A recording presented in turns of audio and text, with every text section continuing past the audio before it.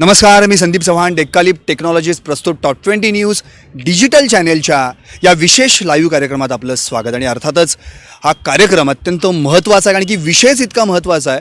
ज्या विषयामध्ये एक अत्यंत महत्त्वाचं असं नाव आहे जे तुमच्या आमच्या सगळ्यांशीच प्रेरणास्रोत म्हणून जडलेलं आहे. याचं नाव आहे आद्यगुरू, अर्थातच क्रांतिगुरू लहुजी वस्ताद साळवे. अलीकडे आपल्याला आठवत असेल, अर्थसंकल्पीय भाषणामध्ये उपमुख्यमंत्री अजित पवार यांनी विधानसभेमध्ये याबाबत घोषणा केली. अर्थसंकल्पीय भाषणामध्ये त्यांनी या लहुजी वस्ताद साळवे यांचं राष्ट्रीय स्मारक होण्याबाबत नुकतीच एक आढावा बैठक घेतली. पण त्या अर्थसंकल्पीय भाषणामध्ये या संदर्भात तातडीची बैठक घेण्यात येईल असं सांगितलं. ती तारीख होती 10 आणि 12 तारखेला तात्काळ पुण्यामध्ये येऊन त्यांनी या संदर्भात बैठक देखील घेतली. या बैठकीला जिल्हाधिकारी होते, पुणे विभागीय मनपा आयुक्त देखील उपस्थित होते, अर्थातच बाकीचे लोकप्रतिनिधी होते. त्यामध्ये सगळ्यात महत्त्वाचं म्हणजे भूसंपादनाची प्रक्रिया काय असेल, निधी किती असेल आणि तो किती पद्धतीने तो दिली जाणार आहे, किती टप्प्यात दिला जाणार आहे, आणि महत्त्वाचं म्हणजे हे स्मारक उभारण्यासाठी काय उपाययोजना केल्या जाणार आहेत, या संदर्भात सगळी चर्चा झालेली आहे.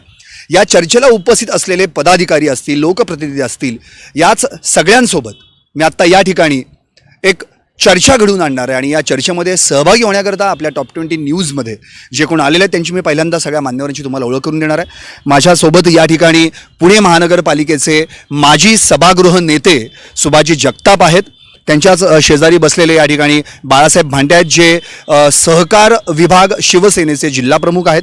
त्यांच्या शेजारी प्रसिद्ध लहुजी वस्ताद साळवे अभ्यासक, प्राध्यापक, इतिहास संशोधक असे सुहास नाईक आहेत. त्यांच्या शेजारी पुणे शहर जिल्हा मातंग समाजाचे माजी सचिव सचिन जोगदंड आहेत. आणि त्यांच्या शेजारी बसलेले अर्थातच निलेश वाघमारे अखिल भारतीय बहुजन सेनेचे संस्थापक आहेत. या सगळ्या पाहुण्यांचंच मी पहिल्यांदा या टॉप 20 न्यूजच्या या विशेष कार्यक्रमात स्वागत करतो. आणि मी मगाशी म्हटल्याप्रमाणे लहुजी वस्ताद साळवे यांचे अभ्यासक, प्राध्यापक, संशोधक जर या ठिकाणी उपस्थित असतील तर पहिल्यांदा मला त्यांच्याकडेच जायला आवडेल आणि त्यांच्याशी चर्चा करण्यामध्ये सगळ्यात महत्त्वाचा मुद्दा मला उपस्थित करायचा आहे. सुहाजी, लहुजी वस्ताद साळवे हे आपलं खरं म्हटलं तर आपल्या सगळ्यांचं प्रेरणास्थान आहे. आत्ताचंच नव्हे तर त्या काळच्या सगळ्या क्रांतिकारकांचं प्रेरणास्थान आहे. म्हणजे वासुदेव बळवंत फडके असतील, चापेकर बंधू असतील, गोपाळ गणेश आगरकर असतील, महात्मा फुले असतील, उमाजी नाईक असतील, या सगळ्यांना ज्यांना गुरु मानलं किंवा या सगळ्यांनी ज्यांचं शिष्यत्व पत्करलं ते आपले लहुजी वस्ताद साळवे. पण यांच्या स्मारकाबद्दल मात्र आपण सगळेजण अजूनही उपेक्षित आहोत. स्मारकाबद्दल गेली म्हणजे 140 वर्षे त्यांच्या पुण्यतिथीला झाली, पण अजूनही स्मारक झालेलं नाही. या संदर्भात पहिली प्रतिक्रिया तुमची काय असेल? खरं तर लहुजींचं स्मारकाचा निर्णय काल अजितदादांनी केलेला आहे, त्याचं समाजाच्या वतीनं स्वागतच झालं पाहिजे. एक इतिहासाचा अभ्यासक आणि लहुजी साळवेंच्या चरित्राची अभ्यास करताना एवढं लक्षात आलं की लहुजींच्या महानिर्वाणानंतर सुद्धा त्यांची जी उपेक्षा झाली ती आता कुठेतरी पुसून जात आहे.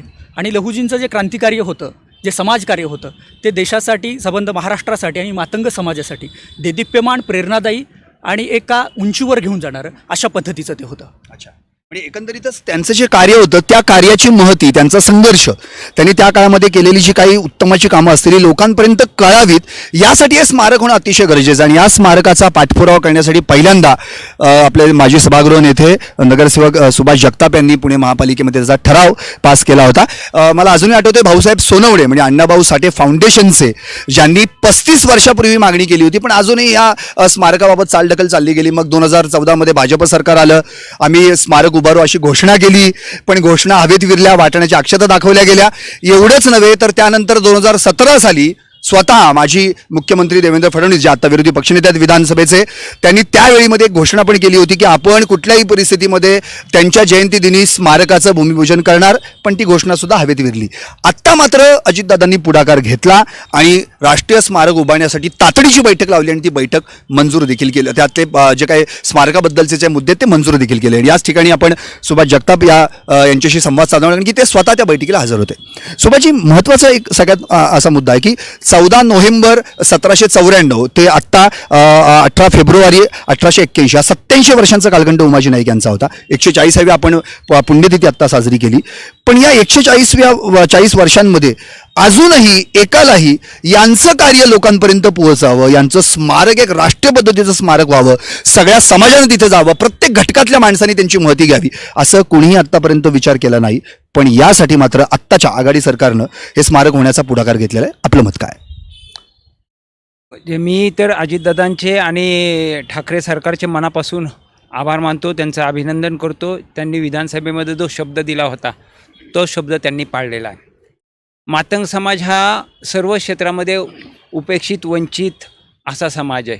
शिक्षणामध्ये तर फार मागे असलेला हा समाज आहे आणि या समाजाला न्याय द्यायचा असेल तर असं व्यक्तिमत्व पाहिजे ज्याच्यातून आपण ही प्रेरणा घेऊ शकतो, ती शक्ती त्यांच्यामार्फत घेऊ शकतो.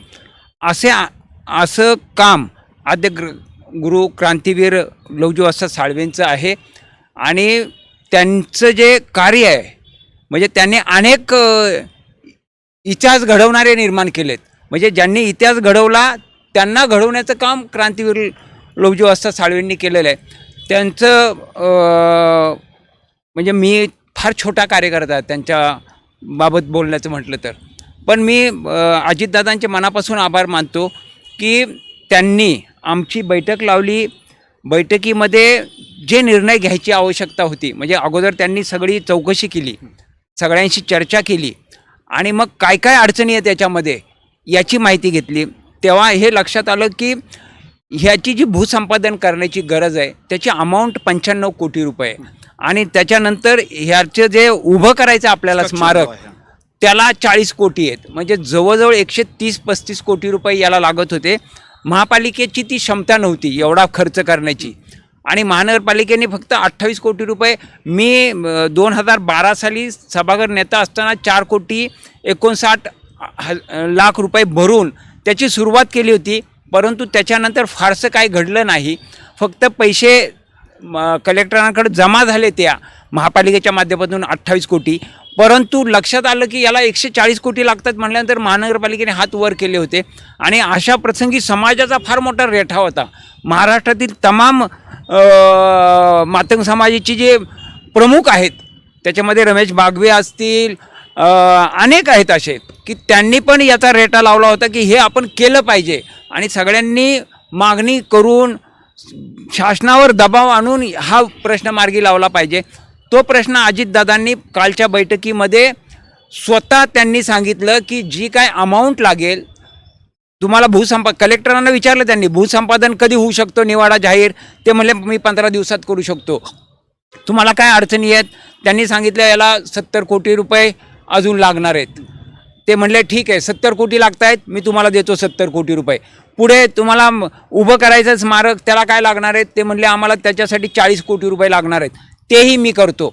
अशा प्रकारे एकदम सकारात्मक भूमिका अजितदादांनी घेतली आणि ते म्हणजे समाजाचं प्रेरणास्थान, शक्तिस्थान किंवा समाजाच्या विकासाची वाहिनी म्हणून समाज याकडे पाहिल असं स्मारक मला वाटतं नजीकच्या काही वर्षामध्ये उभं राहील असं माझं 100% मला खात्री आहे. निश्चितच. आणि आत्ताच सुभाष जगताप यांनी माहिती दिली की यासाठी जो निधी लागणार आहे साधारण 130-135 कोटींचा निधी लागणार आहे आणि तो देण्याची घोषणा सरकारनं केलेली आहे आणि नुसती घोषणा नाही तर तात्काळ काम देखील सुरू होणार आहे. आपण मगाचपासून ज्या आद्य क्रांतिगुरू ज्यांच्याबद्दल बोलतोय लहुजी वस्ताद साळवे यांचा एक प्रसंग अगदी मी थोडक्यात तुम्हाला सांगतो की त्यांनी स्पष्टपणे म्हटलं होतं 5 नोव्हेंबर 1817ला पेशवे आणि इंग्रजांचं युद्ध झालं.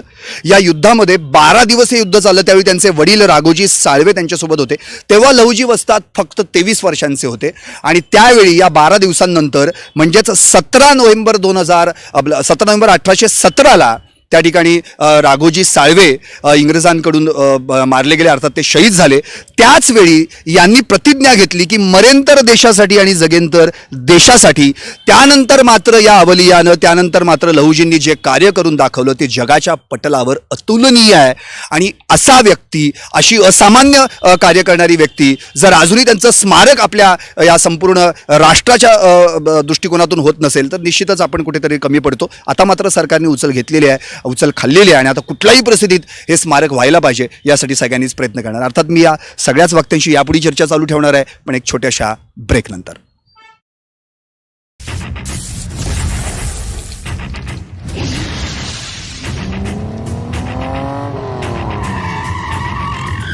Great shot, Anna. Film or your life? My motto, safety first. इसलिए मैंने अपने कार में लगाया F Protect, इंडिया का पहला engine firefighter, easy to install on any car. जो इंजन का टेम्परेचर बढ़ते ही ऑटोमेटिकली एक्टिवेट हो जाता है। F protect, protect what you लव।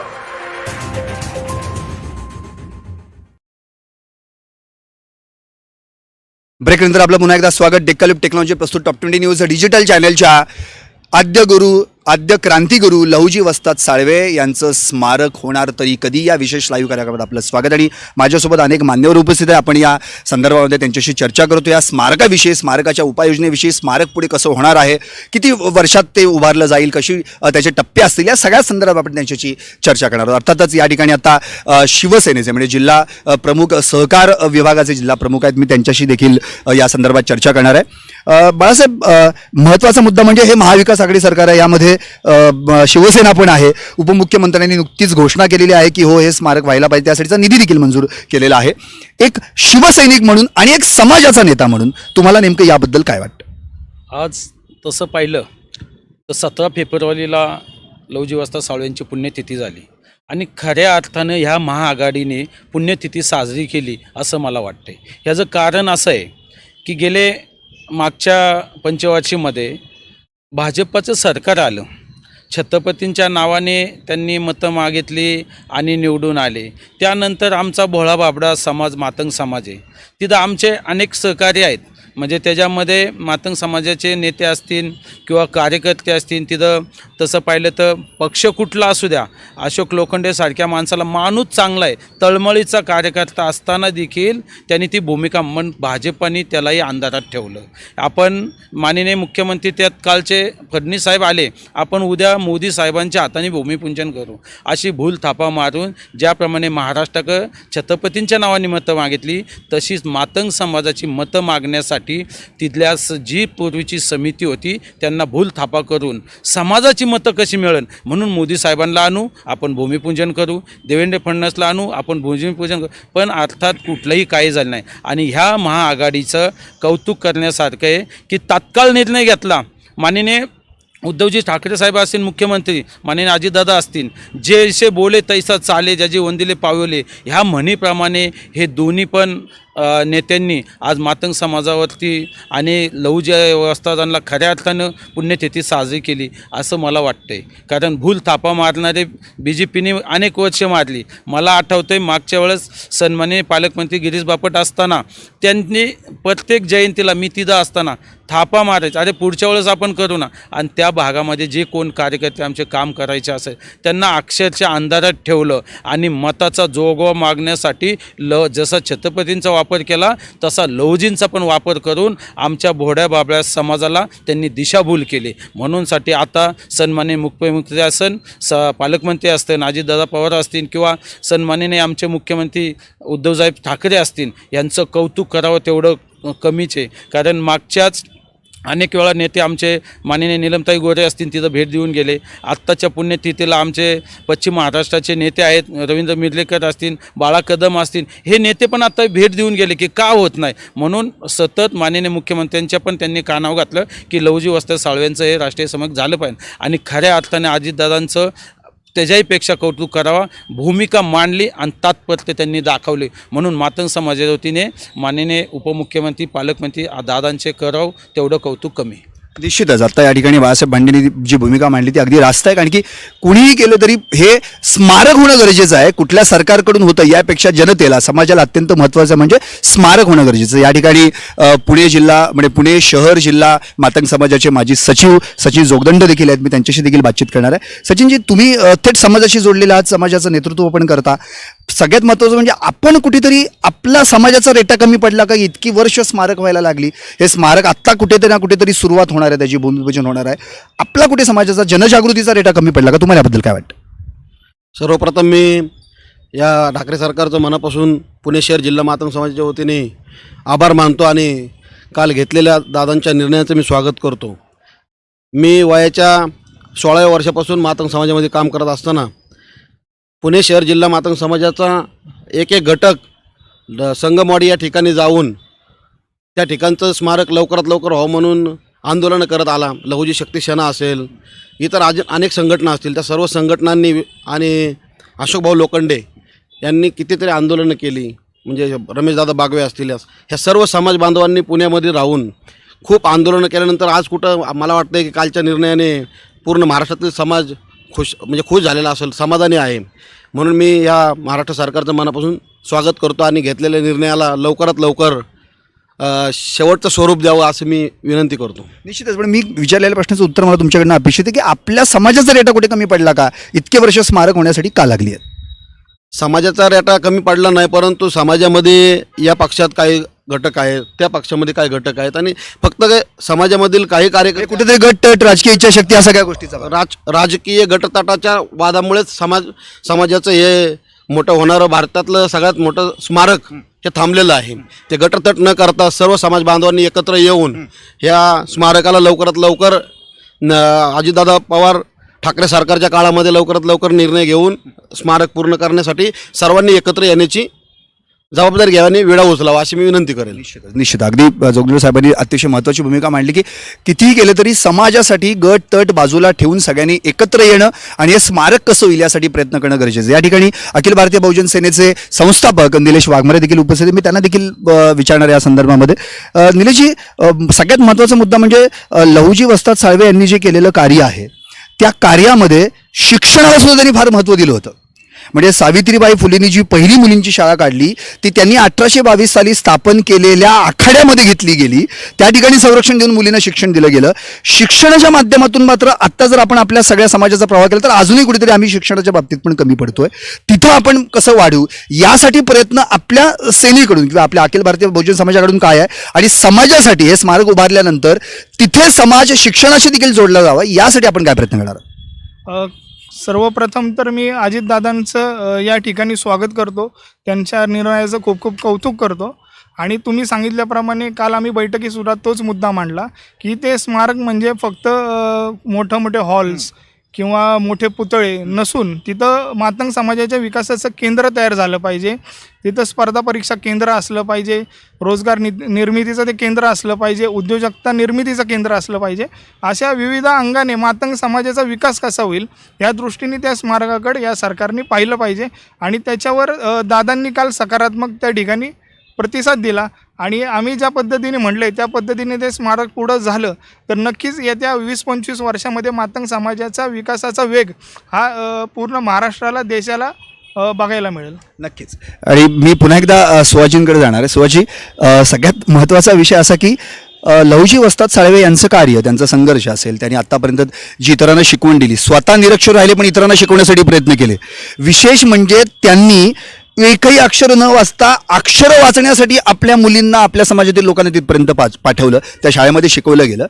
पण असं त्यांनी जे कार्य केलेलं आहे त्याचं कुठे ना अजून पुस्तक मोठ्या स्वरूपात आलेलं आहे. इतकंच नव्हे की एखादा चित्रपट, एखादी मालिका ज्याच्यावरून आपल्या समाजाचा जो कोण एवढा मोठा जे व्यक्तिमत्व होतं त्या लोकांपर्यंत पोचावं ह्याची माहिती कुठेच गेलेली आहे. पण एक तुम्ही संशोधक म्हणून काम करता, या संदर्भामध्ये तुम्ही काही नेमकं आता पुढे पाठपुरावा करणार आहात का तुम्हीच काही एखादा असा विषय डोक्यात घेणार आहात का जेणेकरून लहुजी वस्ताद साळवे यांचं कार्य समाजासमोर यावं?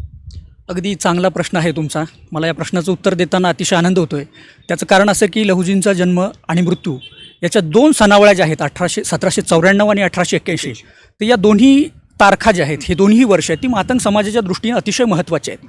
त्याचं कारण असं की 1794 साली पुणे जिल्ह्यात मातंग समाजावर जो हल्ला झाला काही धर्मांध मंडळीकडून, आणि 1881 साली लहुजींच्या प्रेरणेमधून ज्या ज्या क्रांतिकारकांनी, ज्या ज्या समाजसुधारकांनी ब्रिटिशांच्या विरोधात सशस्त्र लढा दिला होता त्याचं पातक म्हणून 1881ला ब्रिटिश गव्हर्नरने क्रिमिनल लॉ लावला, जन्मजात गुन्हेगारीचं शिक्षा लावली त्यांच्यासाठी. म्हणजे मुलगा जन्मला की तो गुन्हेगार असेल तर ते साल ही 1881 होतं आणि लहुजींच्या महानिर्वाणाचं साल ही 1881 होतं.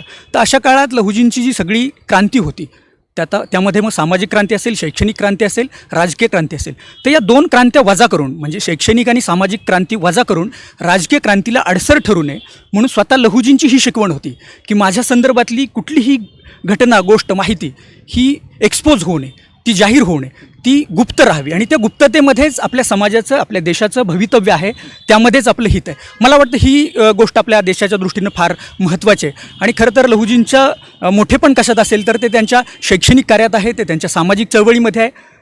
खरं तर लहुजींच्या या सगळ्या प्रवासामधून जसं इतिहासामध्ये एक थेरी सांगितली जाते, नो डॉक्युमेंट नो हिस्ट्री. जर कागदपत्र नसेल तर इतिहास होऊ शकत नाही. परंतु मातंग समाज हा अक्षरशत्रू असणारा समाज आहे, अक्षरांची ओळख नसणारा. परंतु ही सुद्धा एक महत्त्वाची गोष्ट आहे की या समाजाला लहुजींसारखा एक मोठा महामानव लाभल्यामुळं आमच्याच घरामध्ये अक्षराचं लेणं निर्माण झालेलं आहे. क्रांतिगुरू लहुजी वस्ताद साळवेने आपल्या पुतणीला जे शिक्षण दिलं आणि म्हणूनच तिनं आम्ही धर्म नसलेली माणसं हा निबंध लिहिला, जगाच्या वेशीवर आमच्या व्यथा टांगल्या. आणि खरं तर ही मोठी जी चिकित्सा होती, धार्मिक अर्थानं चिकित्सा, त्यामुळं लहुजींच्या पुढं सामाजिक क्रांती आधी की राजकीय क्रांती आधी हे दोन प्रश्न जरी महत्त्वाचे असले तरी तितक्याच पद्धतीनं आपण हे लक्षात घेतलं पाहिजे की सामाजिक क्रांतीत महात्मा ज्योतिबा फुले जरी महत्त्वाचे असले तरी राजकीय क्रांतीत वासुदेव बळवंत फडके ही महत्त्वाचे आहेत.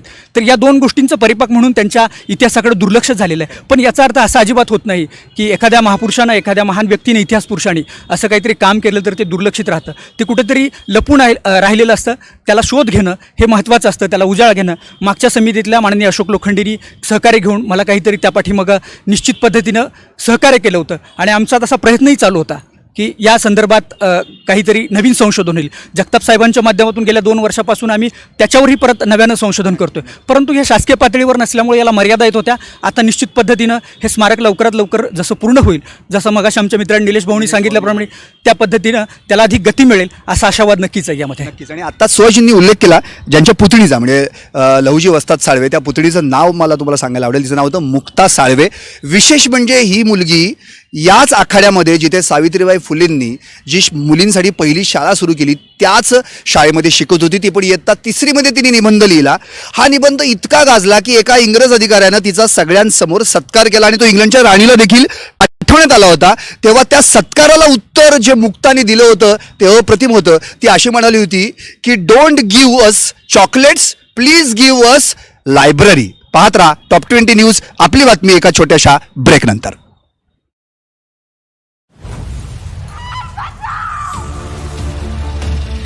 फिल्मों में हीरो बनना आसान है, लेकिन रियल लाइफ में हीरो बनना बहुत मुश्किल.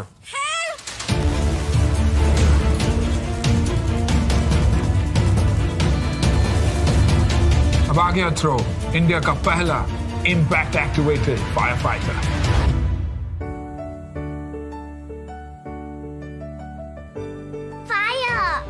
पिक, एम, थ्रो.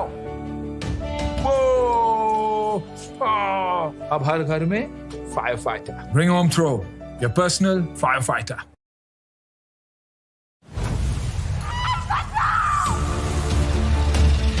फिल्मों में हीरो बनना आसान है, लेकिन रियल लाइफ में हीरो बनना बहुत मुश्किल.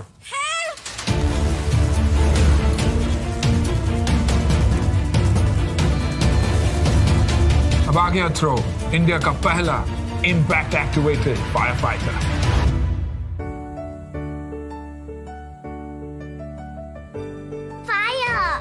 Pick, aim, throw.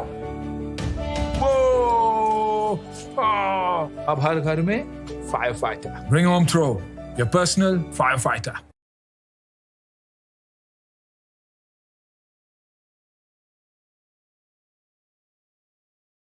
वस्ताद साळवे यांचं राष्ट्रीय स्मारक कधी होणार या विशेष लाईव्ह कार्यक्रमात आपलं स्वागत. आणि आपण मगाचपासून सगळ्याच मान्यवरांशी चर्चा करतो, या स्मारकाविषयी बोलतोय. स्मारकाचं नियोजन कसं असेल, ती किती टप्प्यामध्ये होणार आहे. आणि मी पुन्हा एकदा सुभाष जगतापांकडे जाणार आहे. सुभाषजी, मगाशी मी भूसंपादनाचा विषय मांडला मध्ये आणि निधींचा पण उल्लेख केलात. ही भूसंपादनाची प्रक्रिया आत्ता नक्की कोणत्या टप्प्यात आहे आणि साधारण किती कालावधी लागेल आणि त्याचं भूमिपूजन साधारण कोणत्या टप्प्यामध्ये होईल? काल कलेक्टरांनी सांगितलं की त्यांची जी भूसंपादनाची कारवाई आहे ती अंतिम टप्प्यात आहे. ते म्हटले मी 15 दिवसात पण भूसंपादनाचा निवाडा जाहीर करू शकतो, तुम्ही फक्त पैसे तयार ठेवा. त्याच्यानंतर मग असं आमची चर्चा झाली की हे स्मारक अगदी भव्य झालं पाहिजे, समाजाला प्रेरणादायी झालं पाहिजे, याच्यासाठी चांगले आर्किटेक्ट नेमले पाहिजेत. त्यावेळेस आम्ही सगळ्यांनीच सांगितलं, अजितदादांशी पण बोललो की थोडंसं समाजाला विश्वासात घेऊन तिथे काय काय करणं गरजेचं आहे. जसं आता निलेशने सांगितलं त्या पद्धतीने चांगले आर्किटेक्ट, देशाच्या पातळीवरचे चांगले आर्किटेक्ट घेऊन त्याचा डिझाईन करायचं आणि डिझाईन करून मग ते स्मारक तातडीने कसं उभं होईल. मला वाटतं की भूसंपादनाचा निवाडा जर 15 दिवसात होणार असेल तर नजीकच्या 4 महिन्यामध्ये याचं भूमिपूजन झालं पाहिजे आणि ते खात्रीशीर होईल असं मला वाटतं. वा क्या बात आहे. आणि खरं म्हणजे मी अख्ख्या संपूर्ण मातंग समाजाला ही आनंदाची गोष्ट देतोय की 4 महिन्यात कदाचित त्याचं भूमिपूजन होऊ शकतं आणि अर्थातच तो आपल्या सगळ्यांसाठी सर्वोच्च आनंदाचा क्षण असेल. मी बाळासाहेबांना पण नक्कीच या प्रश्न विचारणार आहे. बाळासाहेब, मगाशी निलेशजींनी आणि आमचे मित्र सुहासजींनी यांनी पण एक प्रश्न उपस्थित केला की नुसतं फक्त स्मारक होण्यात अर्थ नाही आहे, त्या स्मारकासोबत आणखी महत्त्वाच्या गोष्टी पण यायला पाहिजेत. ते म्हणजे लहुजी वस्ताद साळवे यांच्याविषयीची माहिती त्या ठिकाणी असली पाहिजे. त्या ठिकाणी महिलांसाठी, विद्यार्थ्यांसाठी, इतर समाजातल्या बाकीच्या घटकांसाठी सुद्धा लहुजी वस्ताद साळवे काय होते, कसा संघर्ष केला, याची माहिती लोकांपर्यंत जाण्यासाठी काही वेगवेगळ्या उपाययोजना पण राबवल्या पाहिजेत. यासाठी एक या सरकारमधला घटक म्हणून आणि या समाजाचा नेता म्हणून नेमकी तुमची काय अपेक्षा? कसं आहे, लहुजी वस्ताद साळवे हे एक वस्ताज होते आणि त्यांच्या तालमीमध्ये मल्ल घडणं हे तेवढंच महत्त्वाचं आहे. त्याकरता विविध खेळ असतील, तिथं पैलवान तयार करणे असतील, तिथं मल्लखांबाचे प्रयोग असतील, असे असंख्य प्रयोग तिथं घडले पाहिजे. झालं तर मला असं वाटतंय कबड्डी असतील, तुमचे मल्लखांब असतील किंवा तुमचं दानपट्टा असतील, असे विविध जे खेळ आहे हे तिथं राबवले गेले पाहिजे खऱ्या अर्थानं. तेव्हा ते लहुजी वस्ताद साळवे, कारण वस्तादाला शोभेल असेच तिथं खेळ झाले पाहिजे आणि हे आमची मागणी आहे. आणि ती मागणीने काल उपमुख्यमंत्री साहेबांनी मान्य केलेले की टेक्चर तुम्ही ठरवा. तर त्यावेळेस माननीय आता जगताप साहेबांनी सांगितल्याप्रमाणे की त्यांच्याकडे कालावधी वाचले की आम्ही सर्व समाजाची लोक बसूया आणि एक टेक्चर ठरवू की तिथं काय काय असलं पाहिजे. आणि त्या हेतूने जे जगताप साहेबांनी सांगितलं की साधारण 4 महिन्यात 1-2-3 दिवसात आम्ही पण असं ठरवतो की समाजाचे कोण आर्किटेक्ट असतील किंवा समाजातले नेते असतील यांची बैठक घेऊन आपल्याला कशा पद्धतीत तिथं एक इतिहास मांडता येईल. एक इतिहास मांडत असताना काय काय पाहिजे तिथं, जेणेकरून खऱ्या अर्थाने लहुजींची ओळख होईल. ही भूमिका आम्ही लवकरच बैठक घेऊन कळू. ह्याच्यामध्ये अनेक 3-4 महिने आम्ही मागच्या करोनामध्ये एक 5-6 महिने जगताप साहेब असन, आम्ही असन, सन्माने रमेशदादा बागवे असतील, साठे असतील किंवा दाखले साहेब असतील, बाप्पू दाखले, आम्ही सतत मातंग समाजाच्या ह्या प्रश्नावरती लाईव्ह बैठक घेत होतो. आणि खऱ्या अर्थानं मातंग समाजाच्या पीचला हा एक चांगला दिवस, आजची जी क्षणाची आम्ही वाट बघत होतो. कारण मातंग पीचमधून आम्ही भूमिका मांडत होतो समाजाच्या हिताची आणि त्या भूमिकेचे आज खऱ्या अर्थानं आज एक आनंदाचा क्षण माननीय दादांच्या रूपाने आज आम्हाला आला असं म्हणायला काही हरकत नाही. कारण मातंग पीचमध्ये वेगवेगळ्या भूमिका मांडत असताना समाजातले नव्हे तर महाराष्ट्रातले सगळे लीडर त्या झूम मिटिंगमध्ये होते. सगळ्यांची भूमिका एक होती की लहुजी वस्तादांचं राष्ट्रीय समाज कधी होणार, अण्णाभाऊ साठे महामंडळ कधी चालू होणार. ह्या भूमिकेवर आम्ही दर महिन्याला, आठवड्याला 4 दिवस आम्ही बसत असतो झूम मिटिंगवर. नाही, नक्की. आणि टॉप 20 न्यूजने सुद्धा हे मुद्दे दोन्ही उपस्थित केले होते. प्रत्येक वेळी टॉप 20 न्यूजनं अण्णाभाऊ साठे महामंडळ असो किंवा राष्ट्रीय स्मारक लहुजी वस्ताद साळवे असो यांच्या मागण्या या संदर्भातच्या बातम्या देखील आम्ही दाखवल्या, तर तुम्ही देखील त्यामध्ये सहभागी झाला होतात. आणि मला आणखी एक महत्त्वाचा असा प्रश्न विचारायचा आहे की जेव्हा स्मारकाचं भूमिपूजन होईल त्यावेळी मात्र श्रेयवादाचा पुन्हा उल्लेख होऊ नये, पुन्हा हे श्रेय लाटण्यासाठी कोणी पुढे येऊ नये. सगळ्या समाजाने एक गट करून, गट बाजूला ठेवून एक समाज एकजुटीनं, जसं आपण मातंग पीस हा उल्लेख केलात, ती शांतता त्या ठिकाणी नांदण्यासाठी कार्यरत व्हायला पाहिजे. यासाठी मात्र सगळ्यांनी एकत्र यावं अशी तुमची भूमिका आहे. क्रांतिगुरू लहुजी वस्ताद हे आमचे दैवत आहे आणि ज्या टायमाला आमचं दैवताचं एक सुंदर मंदिर उभं राहत असेल त्या टायमाला सर्व मातंग समाजचे भक्त म्हणून आम्ही त्याचे पूजने राहू एवढं सांगतो. नक्कीच. आणि मगाशीच बाळासाहेबांनी उल्लेख केला की कुठल्याही परिस्थितीत त्या ठिकाणी मल्लशाळा किंवा त्या ठिकाणी मल्ल घडवले जावेत असा एक त्यांची मागणी या ठिकाणी. आणि हे सत्य आहे, कारण की जेव्हा 1822 साली देशातली पहिली त्या ठिकाणी त्यांनी जी मल्लशाळा सुरू केली होती, ज्याला आपण तालीम म्हणू, आणि खरं म्हणजे त्यांना वस्ताद का म्हटलं झालं तर यामुळेच लहुजी वस्ताद साळवे असं त्यांचं नामकरण झालं. त्यानंतर तुम्हाला म्हणजे माहीत नसेल तरी सांगतो किंवा असेल तरीही की क्रांतिकारक वासुदेव बळवंत फडके यांनी याच तालिमीची एक शाखा प्रत्यक्ष सदाशिव पेठेत देखील सुरू केली होती. आणि त्या ठिकाणी लोकमान्य बाळ गंगाधर टिळक असतील, महात्मा ज्योतिराव फुले असतील, चापेकर बंधू असतील, या सगळ्यांनी त्या ठिकाणी जाऊन या मल्ल शिक्षणाचे धडे घेतले होते. मी या ठिकाणी पुन्हा एकदा सुहाजींकडे येणार आहे. सुहाजी, तुम्ही मागाशी एक उल्लेख केला होता की शासकीय समिती, अशासकीय समिती, आत्ता पोझिशन काय? आता शासकीय समितीच हयात आहे का अशासकीय समिती बरखास्त झालेली, नेमकी पोझिशन काय आहे? खरं तर शासकीय समितीचे जे सदस्य आहेत, माननीय जिल्हाधिकारी, आयुक्त, ते आता या समितीवर कार्यरत आहेत. आणि अशासकीय सदस्य जे होते त्यांना या समितीवरून म्हणजे त्यांना स्थगिती दिलेली आहे आता त्या संदर्भात. मग आता ही समिती पुन्हा गठीत होण्यासाठीचा काही तुमचा प्रस्ताव आहे का, किंवा त्यात आपल्या समाजाचे काही नेते असतील त्यासाठी काही, म्हणजे तुम्ही सांगायला या संदर्भात तुम्हाला काय नेमकं माहिती आहे? जोगदंड साहेब, तुम्ही सांगा की अशासकीय समिती गठीत करून पुन्हा स्मारकाचं कार्य पुन्हा वृद्धिंगत व्हावं यासाठी काय प्रयत्न आहेत? नक्कीच महाराष्ट्रातील मातंग समाजाचे जे काही कार्य करणारे सामाजिक कार्यकर्ते असतील, मातंग समाजातील ज्येष्ठ नेते असतील, मग त्याच्यामध्ये खूप नावं आहेत अशी, मी अनेक नावं घेण्यात काय अर्थ नाही. परंतु जर महाविकास आघाडीने ठरवलं तर महाविकास आघाडीने याच्यावरती एक समिती नक्कीच गठीत करावी आणि लवकरात लवकर त्या समितीच्या माध्यमातून शासकीय समिती आणि मातंग समाजाच्या कार्यकर्त्यांची समिती एकत्र करून हा लवकरात लवकर निर्णय घ्यावा. आणि कारण की म्हणजे मला असं म्हणायचं की आपण अण्णाभाऊ साठेंच्या ज्यांना आपण साहित्य सम्राट म्हणतो त्यांना कुठल्याही परिस्थितीत भारतरत्न मिळावं यासाठी आपण दरवर्षी मागणी करतो. इतक्या समित्या आल्या, इतक्या समित्या गेल्या, पण एकही समिती आपण भारतरत्न मिळावा प्रयत्न सगळ्यांनी केले, पण आपल्याला कुठल्याही सरकारकडून त्याचा दुजोरा मिळाला नाही. तसंच या बाबतीत घडू नये यासाठी माझा हा प्रश्न होता. आणि आम्ही आता निलेशजींकडे जाणार. निलेशजी, आणखी एक महत्त्वाचा मुद्दा असा की आपण ज्यावेळी ही सगळं स्मारक उभं राहणार आहे का त्या दृष्टीनं आपण वाटचाल करतोय, एक विद्यार्थ्यांसाठी एक चांगला संदेश त्या ठिकाणी मिळावा, तरुण नेतृत्व त्या ठिकाणी घडावे. जसं बाळासाहेब मागाशी म्हणाले की या ठिकाणी मल्ल पण घडले पाहिजेत, पण एक तरुणांसाठी लहुजी वस्ताद साळवे यांचं म्हणजे अखिल भारतीय बहुजन सेनेचं नेतृत्व करत असताना त्या ठिकाणी जास्तीत जास्त तरुणांना नेऊन त्यांना ते कार्य कसं कळेल यासाठी आपण नेमका कसा पुढाकार घेणार आहात? खरं तर काल आम्ही ज्या पद्धतीने त्यांना सांगितलं की हे सगळं स्ट्रक्चर उभं राहिल्यानंतर ह्याचं व्यवस्थापन कोण करणार, हा सर्वात महत्त्वाचा म्हणून ती भाग. व्यवस्थापन समिती पण असली पाहिजे. मग त्यासाठी मातंग समाजाची अनेक गेले वर्ष एक मागणी होती की बार्टीच्या धर्तीवर आरटी झाली पाहिजे, की जेणेकरून स्वतंत्र मातंग समाजाच्या विकासाचं केंद्र त्या ठिकाणी सुरू होईल. तर ती सुद्धा सूचना काल आम्ही तिथं दिली की हे सगळं उभं राहिल्यानंतर, कारण हे सगळे प्रश्न एकमेकांना जोडलेले आहेत, तर त्यानिमित्तानं आरटी सुद्धा होऊ शकते आणि आरटीच्या माध्यमातून याचं व्यवस्थापन त्या ठिकाणी होऊ शकतं. आणि माझ्या मते आरटीसाठी शासनाला वेगळा खर्च करावा लागणार नाही, कारण बार्टीमध्ये ऑलरेडी मातंग समाजासाठी पण त्या योजना असतात आणि शेड्यूल कास्टच्या लोकसंख्येप्रमाणे मातंग समाजाची लोकसंख्या आहे 30 ते 35%. मग बार्टीला जो निधी शासन देतं आहे त्यातला 30 ते 35% निधी हा आरटीकडे वळवायचा आहे. नव्याने त्या ठिकाणी शासनाला कोणती गुंतवणूक किंवा खर्च त्या ठिकाणी करावा लागणार नाही. त्यामुळे त्याची सुद्धा अनुकूलता थोडीफार काल त्या बैठकीमध्ये झालेली आहे. निश्चितच. आणि खरं म्हणजे मी तुम्हाला सगळ्यांचंच स्वागत करेन आणि सगळ्यांनाच धन्यवाद देईन की आपल्या समाजाचे जे दैवत आहे त्यांचं स्मारक होण्यासाठी जास्तीत जास्त रीतीने तुम्ही सगळे प्रयत्न करत होतात, पाठपुरावा केलात आत्तापर्यंत, आणि त्याला आता थोड्या प्रमाणात का होईना पण यश आलेलं आहे. स्मारक पूर्ण उभं राहील तेव्हा आपलं स्वप्न साकार झालेलं असेल. आणि सगळ्यात महत्त्वाचं म्हणजे सुभाष जगतापांनी पण मगाशी सांगितलं की 2 दिवसानंतर जी काही बैठक झाली त्या बैठकीतले सगळे मुद्दे सुद्धा प्रसिद्ध होणार आहेत, लोकांपर्यंत पोहोचणार आहेत. खरं म्हणजे मी मगाशीच तो उल्लेख केला ते वाक्य पुन्हा एकदा सांगतो की मरेन तर देशासाठी आणि जगेन तर देशासाठी आता स्वतः लहुजी वस्ताद साळवे म्हणून गेले. त्यातला संदेश सगळ्यात महत्त्वाचा होता की देशानं मला काय दिलं यापेक्षा मी देशाला काय दिलं हे महत्त्वाचं आहे. हाच संदेश लहुजी वस्तादांचा सगळ्यांपर्यंत पोहोचावा, हे स्मारक व्हावं.